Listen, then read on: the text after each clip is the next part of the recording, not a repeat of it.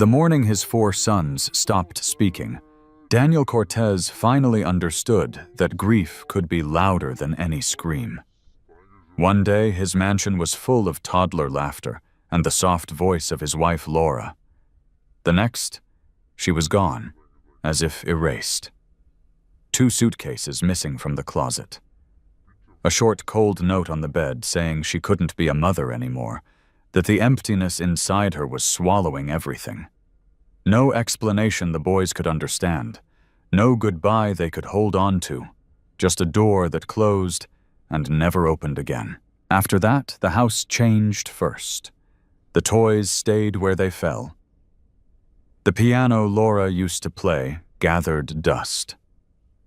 Light still flooded through the tall windows every morning, but somehow it felt wrong, like sunlight in a tomb. Then the boys changed. Noah, Eli, Gabriel, and Theo were only 3.5 identical faces with completely different souls, and yet grief broke them in the same silent way. They stopped running down the hall, stopped fighting over toy cars, stopped calling Daddy when Daniel came home late from the office. They ate without tasting, moved without looking, sat for hours staring at the blank wall or the garden outside like they were waiting for someone who was never coming back. Daniel tried everything money could buy.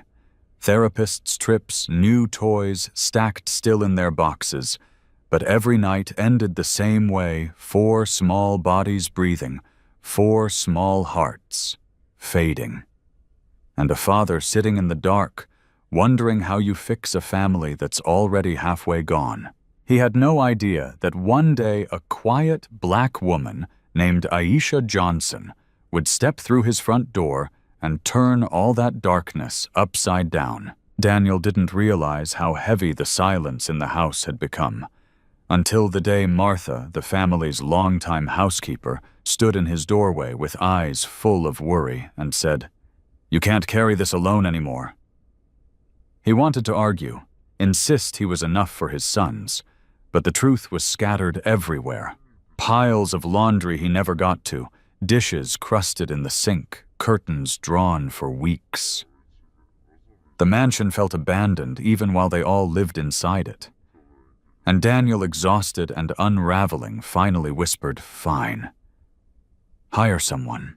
That's how on a gray Tuesday morning, soaked in rain, Aisha Johnson appeared at the door. She stood there, shivering, clothes damp, clutching a worn folder to her chest, like it held the last pieces of her life. 26 years old, soft-spoken with deep brown eyes that carried both struggle and gentleness. When she said, "Good morning, sir. I'm here about the cleaning job," her voice was steady, but Daniel heard something beneath it.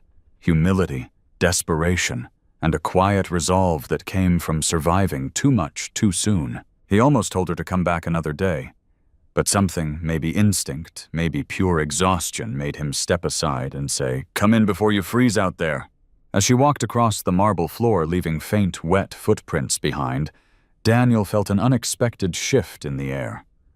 Not warmth, exactly, but presence. A calm that didn't demand anything. A stillness that didn't suffocate. During the interview, she spoke simply and honestly about raising her toddler daughter alone, about losing her father too young, about working in homes where she often felt invisible. She never embellished, never begged. She just told the truth and waited. And for the first time in months, Daniel felt something close to clarity. He hired her on the spot, not knowing that with that single decision, he had just opened the door for light to re-enter his home and his sons' lives. From the moment Aisha began working in the Cortez mansion, she moved like someone who understood silence, not feared it. She didn't fill the house with forced cheer the way every nanny and therapist before her had tried to do. Instead, she worked gently, almost invisibly, as though she was stitching together something broken without touching the wound. Daniel noticed it first through the smallest shifts. The kitchen, once a battlefield of unwashed dishes, slowly became organized and warm again. The living room, dusty from months, began to breathe. The faint scent of lemon soap lingered in the hallways, not overpowering, just comforting.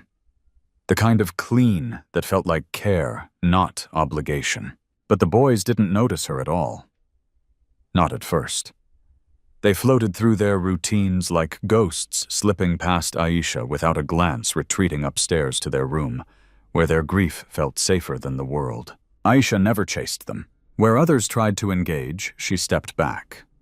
When she heard their small footsteps approaching, she would pause her sweeping or polishing, offering a quiet smile, but not a single question. She gave them space. Real space. Sacred space. The kind only someone who had personally known heartbreak could understand. Still, Daniel found himself watching her more closely as the days passed. Not because he doubted her, surprisingly, he didn't, but because she carried a kind of softness he hadn't seen in his home since Laura left. A softness that didn't demand anything from his sons, but welcomed them if they ever chose to step near it. And little by little, something impossible began to bloom in the shadows of that quiet house. The boys started noticing her, a lingering gaze into the hallway, a pause when she hummed old lullabies under her breath, a slow turn of the head when she arranged bright fruit slices on a plate. It was small, subtle, but Daniel felt it like the first crack of light under a locked door. The kind that tells you maybe, just maybe, a frozen world is beginning to thaw. It happened on a Thursday, one of those rare spring afternoons when the sun seems to rise a little closer to the earth. Daniel had been forced to attend a meeting downtown, promising himself he'd return in 2 hours. But time stretched, collapsed, pulled him into conversations he didn't care about. By the time he finally drove back home, his mind was a storm, contracts, guilt, exhaustion swirling together. He stepped out of his car keys, still in his hand, when he heard something he hadn't heard in nearly a year. Laughter. Not faint, not imagined, real laughter. High, bright, wild. It hit him so hard his knees nearly gave. He followed the sound around the side of the mansion, heart-hammering, terrified it would vanish before he reached it. He rounded the corner, and the world stopped. There, in the middle of the wide green lawn, his 4 sons were running. Not shuffling, not drifting. Running, arms, open curls, bouncing voices lifting toward the sky like they had been waiting their whole lives to be released. And they were running to Aisha. She knelt in the grass with her arms wide open. Sunlight catching in her curls, tears already glistening on her cheeks. She didn't move, didn't speak. She just waited, steady and open like a lighthouse calling lost ships home. The boys collided into her embrace with a force that nearly toppled her over, and then he heard it. Mama. One voice, then another. Then all 4 layered and trembling, desperate and joyful. Mama, mama. The word echoed across the yard, across the walls of the home that had held so much silence. Daniel felt something grip his chest, something sharp and holy, all at once. Because he knew instantly that the boys weren't confused. They weren't mistaking faces. They were recognizing safety. Aisha held them tighter, crying softly into their hair, whispering, "I'm here. I'm here. I'm not leaving." And Daniel stood frozen in the doorway between the life he had been drowning in and the life that had just begun to breathe again. Daniel hadn't realized he'd stepped forward until a dry twig cracked beneath his shoe. The sound snapped through the air like a warning shot. Aisha's head lifted instantly. Her arms loosened around the boys, her face draining of color. She rose to her feet slowly, as if afraid any sudden movement might shatter the fragile moment she'd just created. "Mr. Cortez," she whispered, voice trembling, "please, I can explain." But the boys reached him first. Noah tugged his sleeve urgently, eyes glowing with a fire Daniel hadn't seen since Laura held them as newborns. "Daddy, she came back," he cried. "Mama came back." Daniel felt the earth sway beneath him.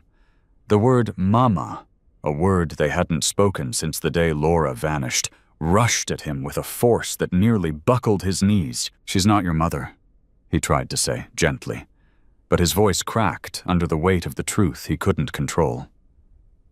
"You're confused?" "No, we're not," Eli insisted, tears gathering. "She smells like Mama. She sings the same. She holds us the same."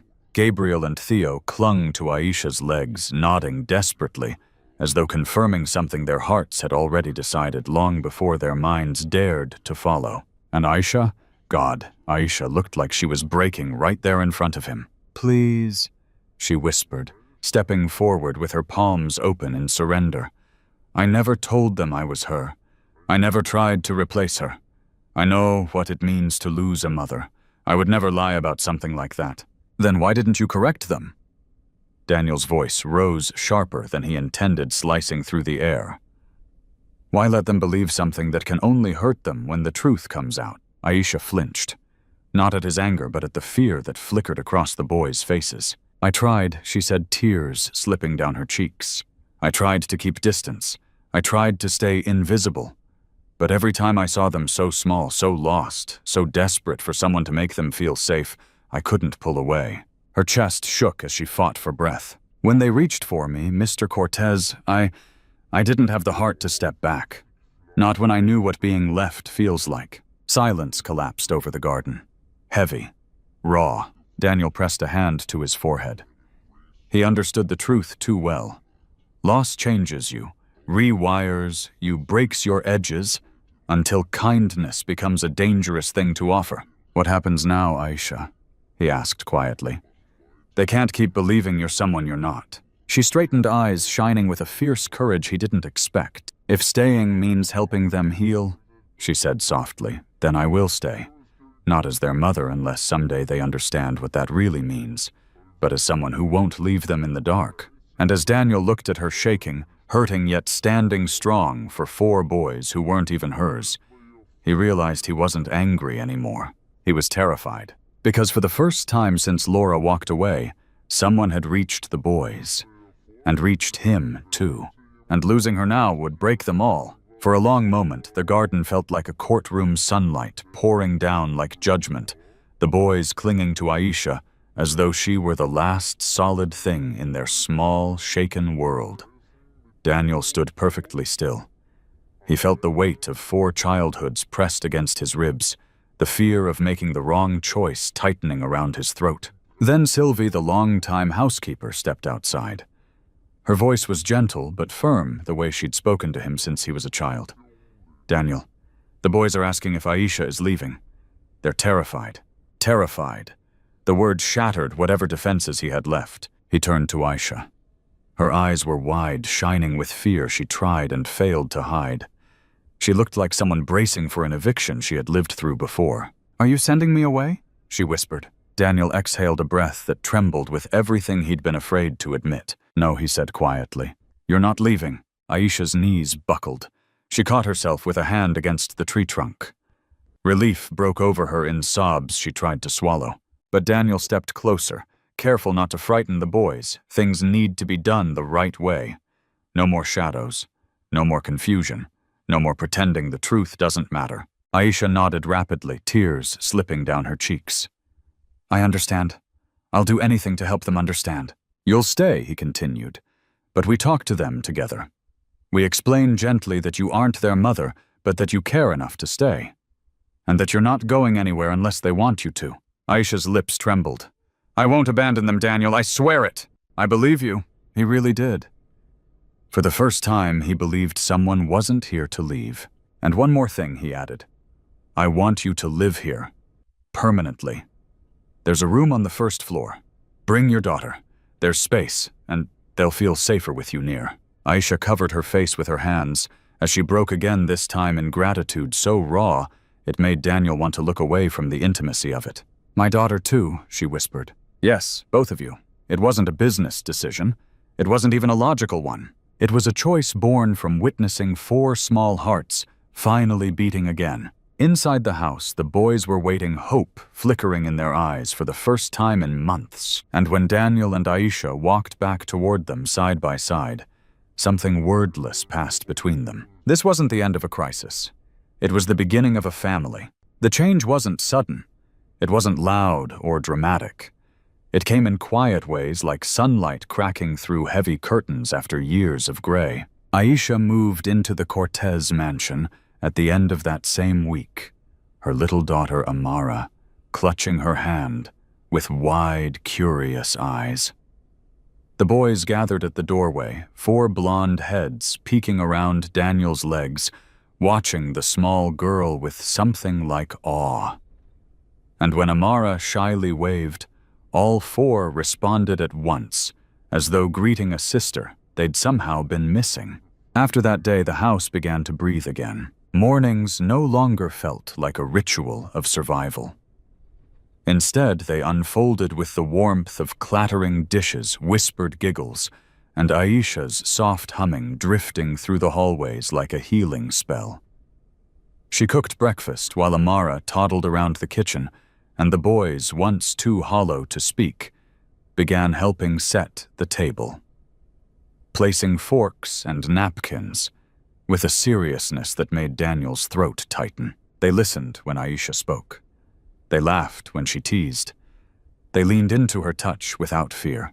Daniel watched it all, quietly stunned by how quickly the boys blossomed under a kind of love that didn't ask for anything in return. The shadows in their eyes faded. Their voices grew brighter. They ran through the garden again. They painted built forts, fought over toy blocks, and came to Daniel with stories spilling out so fast he could barely keep up. The house, once a mausoleum, felt alive, and somewhere in that growing warmth, something inside Daniel softened too. He found himself lingering in doorways just to hear Aisha laugh. He found himself noticing the way she brushed Amara's curls behind her ear, or how her gaze melted whenever the boys clung to her.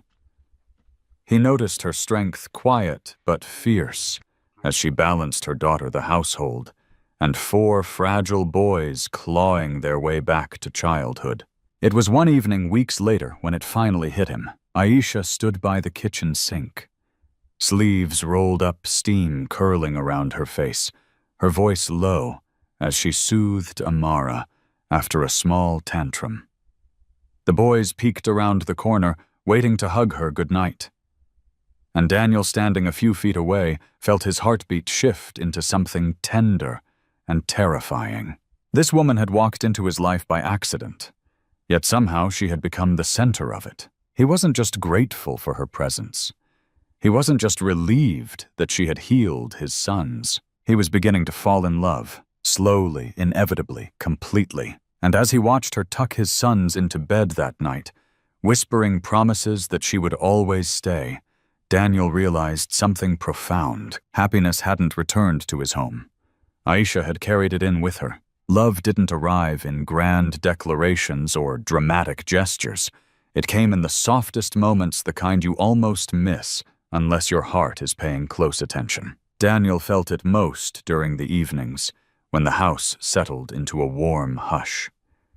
The boys asleep.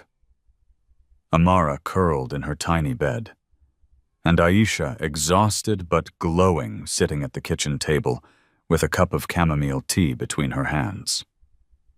She always made a second cup without asking him if he wanted one, just slid it gently to his side of the table, as though she already knew he needed it. They talked about everything and nothing. Her childhood in a crowded apartment, his memories of Laura before the darkness swallowed her, her dreams of one day studying early childhood education, his fear that he was failing as a father. Every word felt like unwrapping a layer they'd both kept hidden from the world. One night, after a long conversation, she laughed, softly, really laughed, and the sound filled the kitchen with something so warm and alive that Daniel had to look away to hide the sudden sting behind his eyes. It had been so long since laughter lived here, so long since he had felt it move through him like a spark. But the moment everything shifted came quietly, almost like an accident. A storm raged outside, rain slamming against the windows in sheets, thunder rolling through the house like distant fury. The boys were tense, their old fears stirred awake, and Aisha moved from room to room, calming them with her gentle voice. When she stepped into the hallway, Daniel was already there, leaning against the wall in the dim light. "You always know what they need," he said. Aisha looked up at him, her face soft from the night's tenderness. "And you always show up when it matters." The lightning flashed, illuminating her features, the quiet strength in her eyes, the steadiness in the way she held herself. And for the first time, Daniel truly saw how her presence stitched their broken lives back together. "Thank you for staying," he whispered to her voice barely holding steady. She stepped closer, not touching, but close enough that he felt the warmth of her breath. "Thank you for letting me," she answered.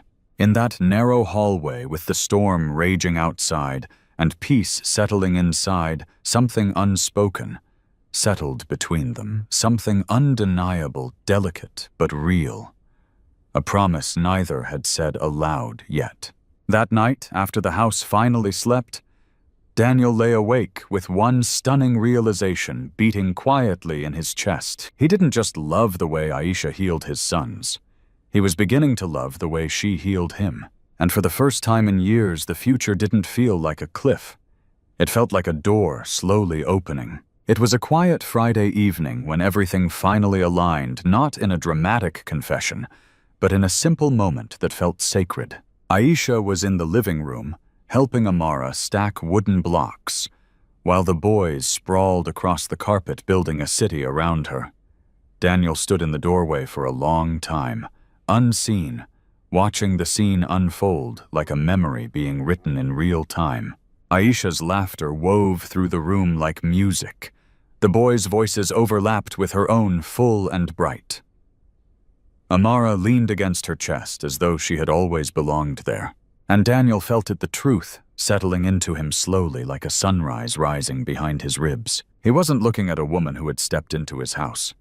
He was looking at the missing heartbeat of their family. When she finally noticed him, her smile softened. "Everything okay?" she asked. Daniel nodded. "More than okay." In that instant, he understood something profound. Healing doesn't arrive as a miracle. It arrives as a person who chooses to stay. And in choosing them, Aisha had given all of them permission to hope again. The boys, sensing the shift, ran to him, 4 pairs of arms around his waist. 4 voices blending into a single truth. "Daddy, we're happy." And he believed them. Sometimes the people who heal us are not the ones we expected, but the ones who choose us when we feel most unworthy. Family isn't written in blood, it's written in consistency, gentleness, and the courage to stay. If this story touched something in you today, tell me in the comments what part spoke to your heart. And if you want more stories that feel like a warm hand on the shoulder, like this video, subscribe to the channel and stay with us. Because maybe, just maybe, this was the story you needed to hear tonight.